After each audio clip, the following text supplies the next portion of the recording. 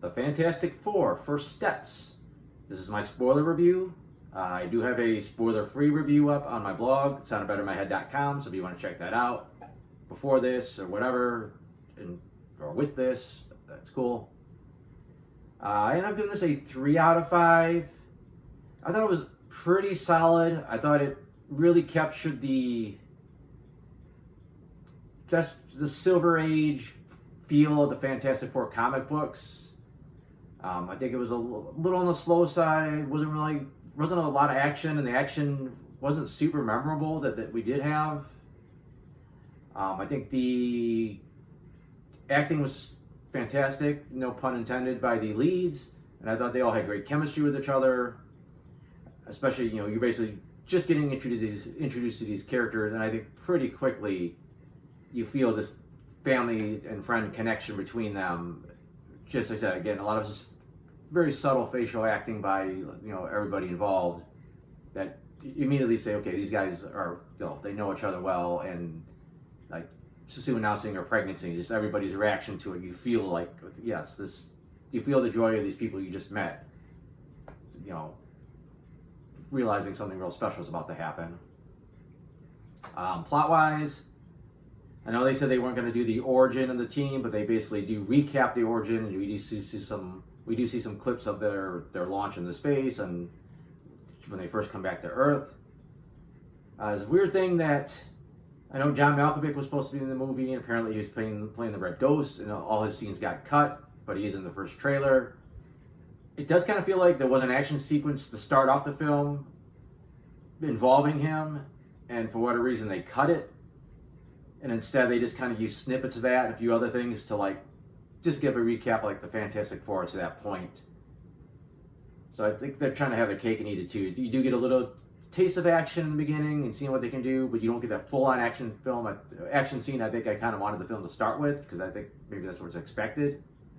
But either way, it actually takes quite some time before they set up the Galactus part of the plot, which is really what the movie should be about. So there's a gap. What's it? You're introduced to the characters, the world around them, getting to know everybody, and they're so likable that you're fine with it. But I think there was a point where I was finally like, all right, let's get this party going here. Like, when are we going to get to the fireworks factory, basically? And I think, again, also, like I said, since they kind of zip through a lot of their enemies and a lot of the things that they've done, it catches that vibe. It gives you that vibe of the original Fantastic Four comic books. They were basically Marvel's first family. They were their only real superhero team in the beginning. So, the company revolved around them. And it's nice having a world where there really is no other superhero. So it's like there is the Fantastic Four in this movie, and that's it. And all their adventures, and the public's just impressed by it, and they're beloved. It's like I said, it kind of captures lets them do their own thing. The comic books that harken back to the comic books. So I like that. And then I think Galactus, I think it makes it suitably epic. It was a 3-issue arc at the time in the comics when he showed up for the first time. I think like I said, the movie does, the whole back half of the movie is all focused on that, which is nice. And it really is, it just gives it a little bit of scope, and they give it a little bit of epicness, especially with being on a big screen, like stuff that the comic books at the time couldn't do. I was a little worried the whole time because I know that they're going to tie into the Avengers movie, so I didn't know, should we give a crap about this world that they're in if it's going to be ditched, so they could so they could go to the proper MCU 616 universe. So we'll see where they go with that. I don't know where the Avengers is going to go, or it's all going to be merged together. But in the back of my head, I'm like, should I care that much about the people of this planet if it's not going to be important going forward? So it was nice to see that. Just because we might not go back to this world, they didn't just ditch it. Like, they did save it and defeat Galactus. So that was nice. Being able to basically have a self-contained movie. So in the back of my head, I knew it wasn't self-contained, but the movie was self-contained. So that was actually nice, and it was unexpected a bit. As far as the characters go, Pedro Pascal was good as Reed. I think that he was a little flat at times. I think he was trying to kind of get that vibe of that 60s era, kind of like American man, kind of way of talking, way of, going out in public. So I think sometimes he kind of lost a little something, but I think when he needed to bring the emotions, he did. Vanessa Kirby was fantastic, again, using that word just because it's the correct word, not just because of the name of the movie. I think she nailed it as Sue Storm, especially the later comics where Sue is probably one of the toughest members of the team, and especially when it comes to her kids. Like, you put her kids' life on the line and she's unstoppable. Like, they really nailed that as well. Human Torch was good. They did make him a little bit more well-rounded. He wasn't just a guy chasing after the girls anymore. There was an element of that, but they made him a scientist. He's cracking the language code and trying to figure out the Silver Surfer's language. So they gave him a little bit more to do on that end of the storyline. The Thing was fine. He didn't get a ton to do. They kind of hinted at a romantic subplot, which, again, I don't know where that's going to go. Are they coming back to this world? Is that character coming back? Especially traditionally in the comics, Alicia Masters was like his big love interest, especially in the beginning. They even used her in the previous films, previous Fantastic Four films. I think they did a great job with Galactus, making him feel just massive and just the sense of scale, how big this dude is, and just he's not a villain per se. He's just like he's stuck with this hunger where he has to feed and he has to get up these planets, and he's just indifferent about everybody, all these lower life forms. He can get a little petty at times, at least in this movie, but I think they did it well. Just showing how he's just basically a force of nature, and I think they really did a good job of that, showing that here. Interesting twist about him being able to theoretically transfer his hunger to Franklin. I think that's something we've never really heard of in the comics, as far as I know. As far as the Silver Surfer goes, I don't think it really made a big difference that she was a girl instead of a man. I think they just seems like they did just so that Johnny could be the one that kind of turn her against Galactus, as opposed to the classic Silver Surfer meeting a human woman, and she's the one that convinces him to betray Galactus, which I think in the Rise of Silver Surfer film, I think it was Sue. It didn't make a big difference, to be honest. At the end of the day, it was a Silver Surfer, but she still felt underutilized. Like I think she did the bare minimums for what the Surfer's supposed to do in a film like this.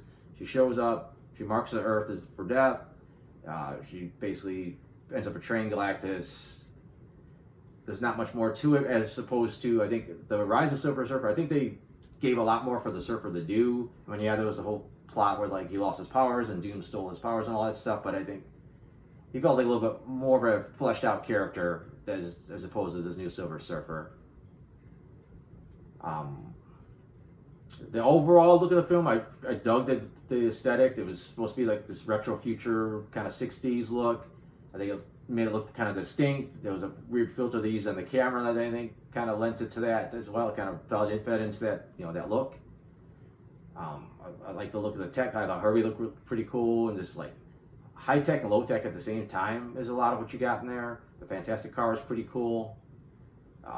Didn't get a great look at Galactus ship, but it just looks so massive. It looked just cool in that regard. CGI, I think the CGI was a little shaky, and I'm not sure if I'm right about a few things. It seems like there were shots where baby Franklin was a real baby, and there were shots where he was CG, and I thought it was slightly noticeable to very noticeable. Now, if he was CG the whole time, then I think there were times that it was so good you couldn't tell the difference. But if they switched like I thought they did, I think it was a little noticeable. It took you out of the movie a little bit. But I think partially because of the metallic skin on her face, and I think just the CGI maybe not being up to par. I don't think the Silver Surfer looked as great. Like, I just felt like I wasn't reading her emotions in her face as well as I would have liked.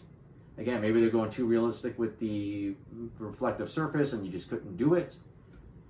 And the thing, and that gets weird, like, I know apparently there was on set a person in a costume sometimes, and they just did some CGI to enhance like the face and whatever. But the face looked okay, but there was a lot of shots where I thought the clothing looked super CG, like his shirt. He's wearing a dress shirt in a couple shots. It looked like there's this kind of painted look that CG kind of has, and it's like, I was like, that doesn't even look like a real shirt at all. It's kind of a painted, almost like a liquid look that kind of lets you know it's CG, and that kind of took me out of it a good number of times.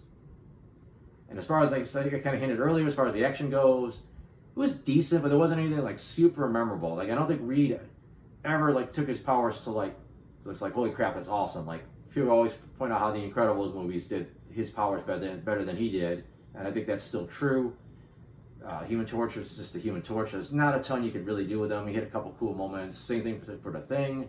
You know, he got a couple cool moments, but nothing like that's awesome. And again, Sue probably had the most standout stuff, particularly as of course her basically taking down Galactus. You know, knocking him into the portal and getting him out of there with a pretty impressive use of her powers.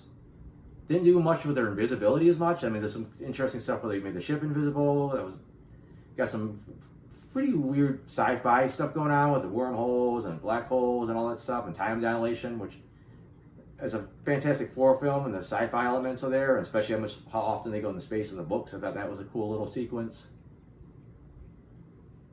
I think that's how I want to really say about the gist of the main film. Like I don't want to go too bananas on it. Like I said, it wasn't really that crazy of a film. They introduced the teams. Sue's pregnant. Galactus shows up. They got to stop him, save the world. And there's more nuance to it, but I think that's the big strokes.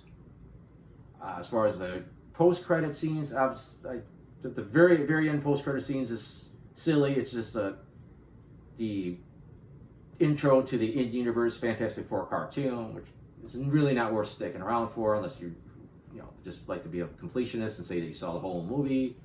And I thought the mid-credit scene was a little bit weak. 4 years later, apparently Doctor Doom shows up and Sue sees him with Franklin. We don't see which Doctor Doom this is. We know that there is a Latveria in this universe. Presumably there's Doctor Doom. I would imagine this is the Robert Downey Jr. version of Doctor Doom that we're going to see in Avengers. Unless their version of Doom shows up as well. Or maybe that's the Doom that we get in the Avengers. Nothing's been clarified yet. Also, nice little nod that this is called the 838 universe, and apparently it's partially based on Jack Kirby's birthday, which is a pretty cool little thing. Yeah, but I think that's it. Like I said, it was enjoyable. I love the character stuff. I think they really drove the film.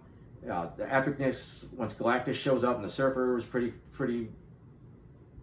engaging. Like you're really locked in at that point in the film. I think there's a 15-20 minute segment before we get to that where it starts kind of running out of steam.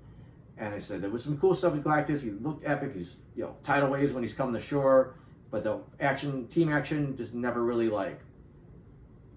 was like, wow, that's amazing. I can't wait to see that again. That I got the spoiler-free version of this review. I have movie reviews, TV reviews, a couple video game reviews. I got the comic strip that I do. You can find all that stuff at soundofbettermyhead.com. If you want to check that out, that's awesome. Other than that, thanks for watching.